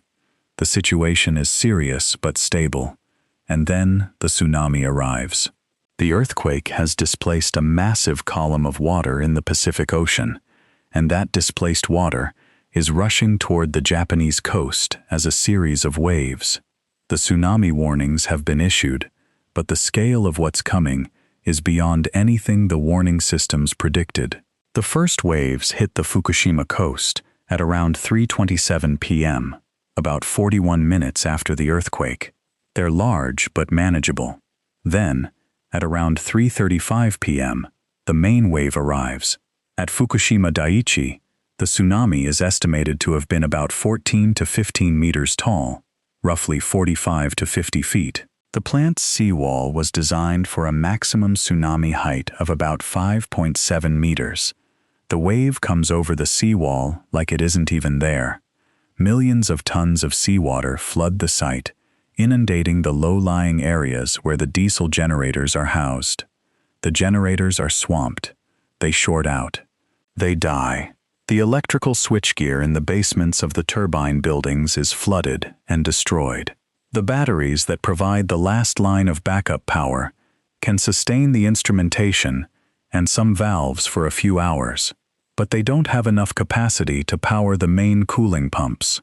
And with that, Fukushima Daiichi has lost all electrical power and all cooling capability for 3 operating reactors full of freshly shut down nuclear fuel, producing massive amounts of decay heat. This is the nightmare scenario, the scenario that every nuclear safety engineer dreads, the scenario that all the backup systems, the grid connection, the diesel generators, the batteries, were designed to prevent, and all 3 lines of defense have been knocked out simultaneously by a single event that was larger than anything the plant was designed to withstand. What follows is a slow-motion catastrophe that unfolds over hours and days as the operators at Fukushima Daiichi fight desperately, heroically, and ultimately unsuccessfully to keep the 3 reactor cores from melting down.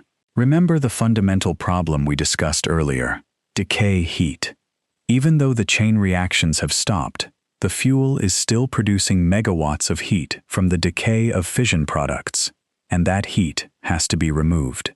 Without electrical power to run the cooling pumps, there's no way to circulate water through the cores, and the clock is ticking. With each passing hour, the water in the reactor vessels is boiling away, the fuel is being exposed, and the temperature is rising. The plant superintendent, Masao Yoshida, made a series of desperate decisions in those first hours and days that were, by most accounts, the right ones, even when they contradicted instructions from TEPCO headquarters in Tokyo and from the government. When headquarters hesitated about venting the reactor containment vessels to relieve dangerous pressure buildups, Yoshida ordered the venting done. When the government initially suggested not injecting seawater into the reactors, possibly because it would permanently ruin them, and TEPCO was reluctant to destroy its own assets, Yoshida ignored the hesitation and ordered seawater injection anyway, recognizing that the reactors were already lost and that the priority was preventing a far greater catastrophe. But even Yoshida's best efforts couldn't prevent the meltdowns. Without sustained cooling, the fuel in Units 1, 2, and 3 overheated. The zirconium cladding reacted with steam, producing hydrogen and additional heat. The fuel began to melt, collapsing into the lower portions of the reactor vessels. In Unit 1, the meltdown began within hours of the tsunami. In Units 2 and 3, it took a day or two longer, but the result was the same. 3 complete core meltdowns, happening simultaneously at the same site. And then the hydrogen explosions came. On March 12th, one day after the earthquake, the hydrogen gas that had been produced by the zirconium steam reaction in Unit 1 had accumulated in the upper portion of the reactor building, above the containment structure. When it mixed with air and reached the right concentration, it ignited. The explosion blew the roof and walls off the top of the Unit 1 reactor building, sending a column of debris and dust skyward in an image that was broadcast live on television around the world. On March 14th, Unit 3 exploded in an even more violent hydrogen blast. And on March 15th, an explosion occurred in the Unit 4 reactor building, even though Unit 4 had been shut down for maintenance and had no fuel in its reactor. The hydrogen had apparently migrated through connected ventilation systems from Unit 3. These explosions looked, to an anxious global audience watching on television, very much like what they feared: nuclear detonations. They weren't. Nuclear explosions require very specific conditions: weapons-grade enrichment, a precisely engineered implosion mechanism that don't exist in a power reactor. These were hydrogen explosions, chemical in nature, not nuclear. But they were devastating nonetheless, because they destroyed the reactor buildings that served as the secondary containment, potentially providing pathways for radioactive contamination to escape. And contamination did escape. Significant amounts of radioactive cesium-137, iodine-131, and other fission products were released into the atmosphere and the ocean over the following days and weeks. The Japanese government established an evacuation zone around the plant, initially 3 kilometers, then 10, then 20 kilometers. About 154,000 people were evacuated. Many of them, like the residents of Pripyat before them, would never return home. The contamination made large areas uninhabitable, not because the radiation levels were immediately dangerous, but because the cesium-137 deposited on the ground would remain radioactive for decades, making long-term habitation inadvisable. The Fukushima disaster was rated at level 7 on the International Nuclear Event Scale, the same level as Chernobyl, the maximum on the scale. In terms of the amount of radiation released, Fukushima was significantly less severe than Chernobyl, roughly 10 to 20% of Chernobyl's total release, depending on which estimates you use. And unlike Chernobyl, there were no acute radiation deaths at Fukushima. No workers received doses high enough to cause acute radiation syndrome. The one worker who died at the site during the crisis died of a heart attack during the frantic response effort, not from radiation, but the indirect toll was significant and deeply tragic. The evacuation itself, carried out in haste, in the aftermath of a devastating earthquake and tsunami, was harmful. Elderly and hospitalized patients were moved under chaotic conditions, and an estimated 2,200 people are believed to have died as a result of the evacuation, from the stress of displacement, from interruption of medical care, from suicide. These are sometimes called disaster-related deaths, and they represent a toll that has nothing to do with radiation and everything to do with the disruption caused by the fear of radiation and the decisions made in response to it. Think about that for a second, because it's one of the most painful ironies of Fukushima. The radiation released by the meltdowns is not expected to cause any detectable increase in cancer rates among the evacuated population, according to the World Health Organization and the United Nations Scientific Committee on the Effects of Atomic Radiation. The doses were too low, but the evacuation itself, driven by the fear of radiation, killed over 2,000 people. The fear was more lethal than the thing feared. Whether the evacuation was necessary, or whether a more measured response could have saved those lives, is a question that haunts nuclear safety experts to this day. There are no easy answers. The precautionary principle says, evacuate when in doubt. And in the fog of an ongoing nuclear crisis, with hydrogen explosions and meltdowns and uncertain radiation releases, how could anyone have been certain that the doses would stay low? And let's not forget the broader context.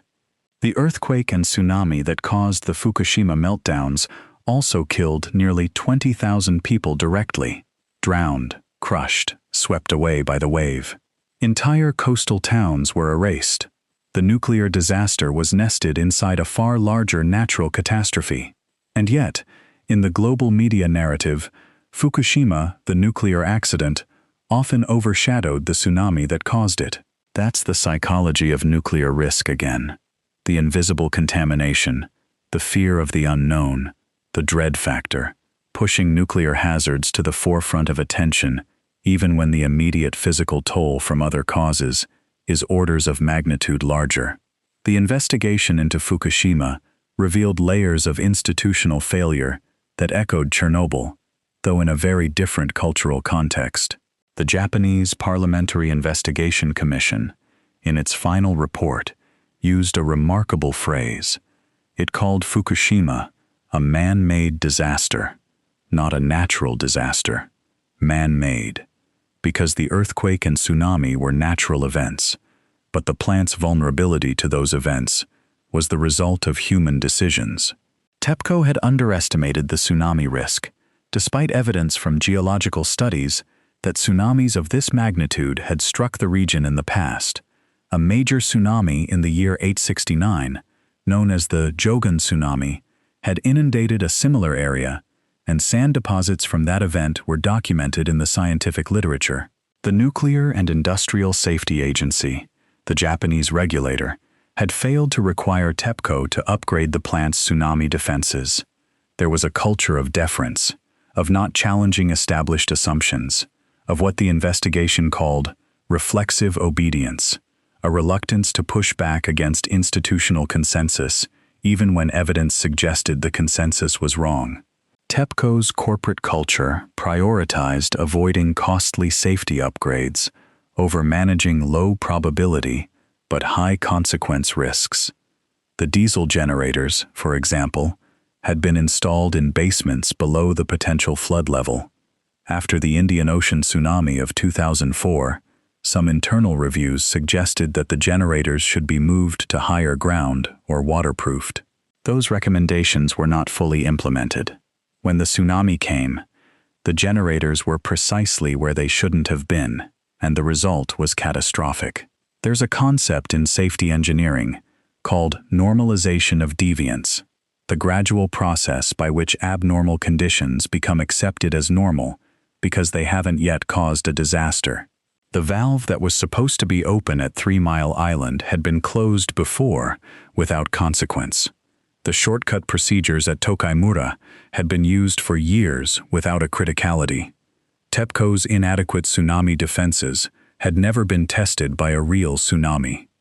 Each time nothing bad happens, the deviation from best practice becomes a little more normalized, a little harder to challenge, until the day the statistically unlikely event finally occurs, and the margin of safety that everyone assumed existed turns out not to be there.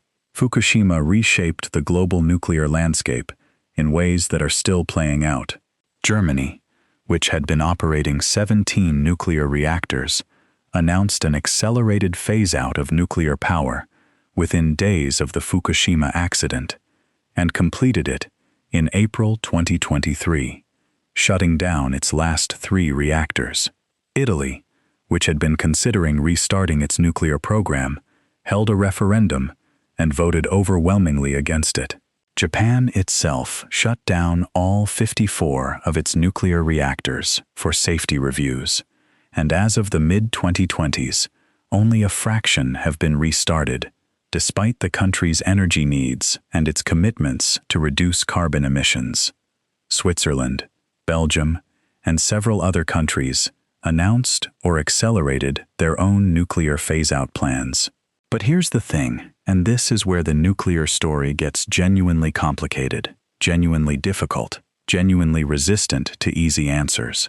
At the same time that Fukushima was turning countries away from nuclear power, the world was becoming increasingly aware that climate change posed an existential threat to civilization, and that reducing carbon emissions required every tool available, including nuclear power, which generates electricity without producing carbon dioxide. The irony is sharp. The technology that many environmentalists had spent decades opposing was also one of the most effective tools for fighting the environmental crisis that had become the defining challenge of the century.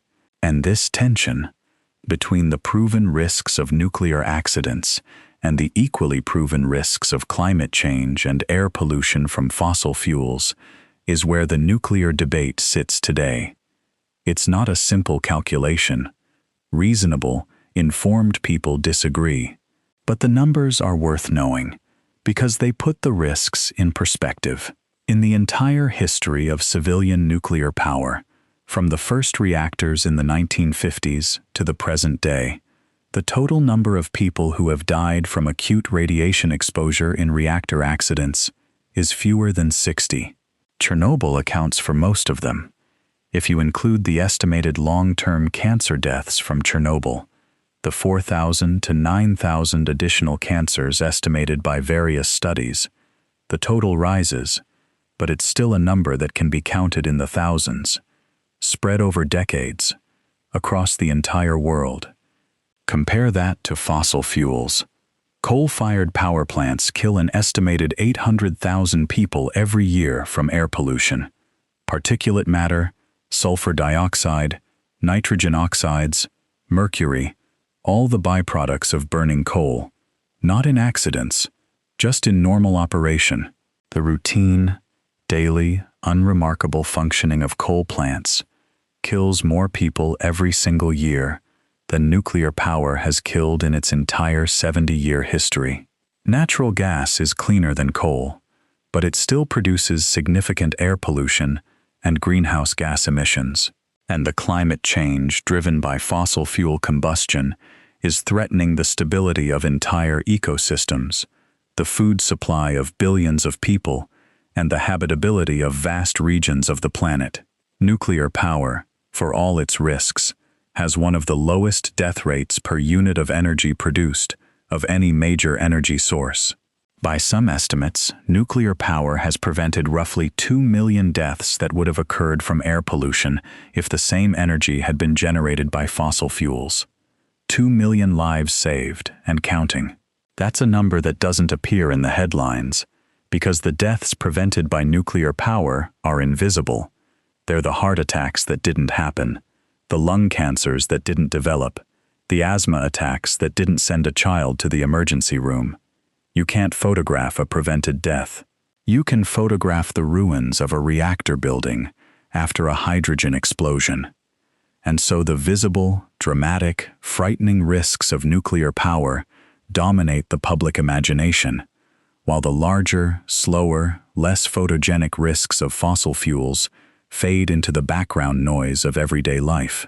I'm not telling you this to dismiss the reality of nuclear accidents or to minimize the suffering of the people affected by them. Every death from Chernobyl was real. Every displaced family from Fukushima suffered real loss. The fear that communities near nuclear plants live with is real, and it deserves respect.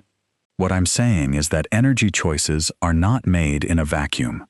Every source of energy has risks. Every source of energy has consequences. And the question is not, is nuclear power safe, Nothing is perfectly safe, but rather, is nuclear power safer than the alternatives? And by most measures, the answer is yes, though that answer comes with important caveats about the need for strong regulation, competent operation, honest institutional culture, and continuous vigilance. And the nuclear industry itself has learned, painfully and slowly, from every one of the accidents we've discussed tonight. After each disaster, safety standards were tightened, designs were improved, training was enhanced, and the culture of nuclear safety evolved. The concept of defense in depth, multiple independent barriers between the hazard and the public, became more rigorous after SL1. Human factors engineering became a discipline in its own right after 3 Mile Island. The importance of institutional culture and transparency was driven home by Chernobyl, and the need to prepare for extreme, beyond design basis events, the kind of events that people said could never happen until they did, was brutally reinforced by Fukushima. Modern reactor designs incorporate what are called passive safety systems, safety features that work without electrical power, without human intervention, without pumps or motors or valves. They use gravity, natural convection, and the laws of physics themselves to keep the reactor safe, even if every active system fails. Some designs are what engineers call walk-away safe, meaning that if every operator left the building, and every pump stopped, and every generator died, the reactor would shut itself down and cool itself without any human action. These designs are the product of everything the nuclear industry has learned from 70 years of accidents and near misses, and they represent a genuine, significant improvement in safety. There are also new reactor concepts being developed, small modular reactors, or SMRs, that are factory-built and much smaller than traditional reactors, reducing the consequences of any potential failure. There are designs that use different fuels, different coolants, different moderators, molten salt reactors, sodium-cooled fast reactors, high-temperature gas reactors, each trying to find a combination that provides the benefits of nuclear energy while eliminating or reducing the vulnerabilities that led to past accidents. Some of these designs are already being built. Others are still in the experimental stage. Whether any of them will achieve widespread deployment depends on economics, politics, and public acceptance as much as on engineering. And that brings us back to the fundamental tension we started with all those hours ago. The tension between the extraordinary concentrated power of the atom and the extraordinary difficulty of keeping that power under control. Every story we've told tonight, the Demon Core, Windscale, SL1, 3 Mile Island, Chernobyl, Goiânia, Tokaimura, Fukushima, is a variation on that theme. Humans discovering, sometimes at terrible cost, the gap between what they thought they knew and what they actually knew, between the models and assumptions in their heads and the physical reality of atoms and neutrons and heat and pressure. But here's what I keep coming back to, and maybe it's the thought worth carrying into sleep. Every one of those accidents also involved human courage.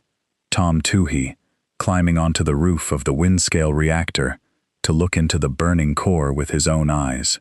The firefighters at Chernobyl, who went up onto a radioactive roof because there was a fire, and that's what firefighters do.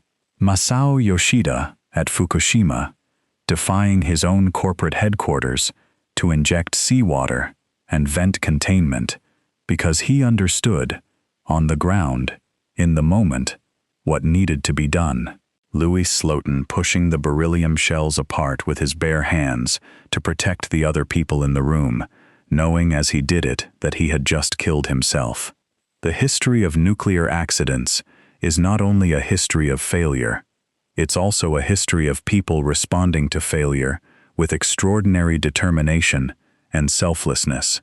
People who ran toward the danger when every instinct told them to run away. People who stayed at their posts when the readings were telling them the situation was hopeless. People who gave their lives so that fewer other people would have to. That's the human story at the heart of all of this. The atoms don't care. The physics is indifferent. The neutrons don't know whether the chain reaction is happening inside a carefully engineered reactor or an improvised assembly on a lab bench. The fission products don't choose who they irradiate. All of that, the caring, the choosing, the responding, that's us. That's the human part of the nuclear story. And it's the part that makes these stories more than just technical case studies. They're stories about who we are when the machines we build turn against us. Stories about what we're capable of, both the failures that lead to catastrophe and the courage that keeps catastrophe from being even worse. And you know, lying here in the quiet, it's worth remembering that the same nuclear physics that caused all of this suffering also lights a significant portion of the world's cities without producing greenhouse gases. It powers the medical isotopes that diagnose and treat cancer. It produces the americium in the smoke detector on your ceiling. The same nuclear reactions that fuel the sun, fusion, the merging of hydrogen into helium, those reactions are the reason any of us are here at all. Every photon of sunlight that warms your face, every calorie of food you eat, every breath of oxygen you breathe, all of it traces back to nuclear reactions in the core of a star. Nuclear energy isn't an invention, it's a discovery. It's a fundamental feature of the universe, as natural as gravity, as old as the cosmos itself. We just figured out how to use it, and we're still learning how to use it safely. So let the stories settle. Let the names and the dates and the reactor types blur gently into the background. What remains is something simpler and, maybe, something comforting. The knowledge that every disaster taught us something, that every failure made us a little bit better at managing this extraordinary power, and that the people who work with nuclear energy today carry with them the hard-won lessons of everyone who came before. Windscale taught us about containment. 3 Mile Island taught us about human factors. Chernobyl taught us about institutional culture. Fukushima taught us about preparing for the unthinkable. The learning curve has been steep, and the tuition has been paid in lives. But the learning has happened. It continues to happen. And right now, wherever you are, the atoms in your body are doing what atoms have always done, holding together, vibrating gently, participating in the quiet nuclear and chemical processes that keep you alive. The potassium in your cells is still decaying, one atom at a time, at a rate set 14 billion years ago, when those atoms were forged in the heart of an ancient star. The carbon in your bones has a half-life measured in thousands of years. The iron in your blood was made in a supernova. You are, in every cell, a nuclear creature, assembled from elements that were born in nuclear furnaces, held together by forces that operate at the nuclear scale, alive because the same physics that powers reactors also powers the sun. That's a quiet thought, a gentle thought, and it's true. So let it be there, at the edge of your awareness, as your breathing slows and the weight of the day lifts. The universe is nuclear, through and through. And understanding it, even a little, even imperfectly, is one of the most human things you can do. The stories will wait for another time. The physics will still be there in the morning. For now, just rest. The atoms know what they're doing. They've been doing it for a very long time.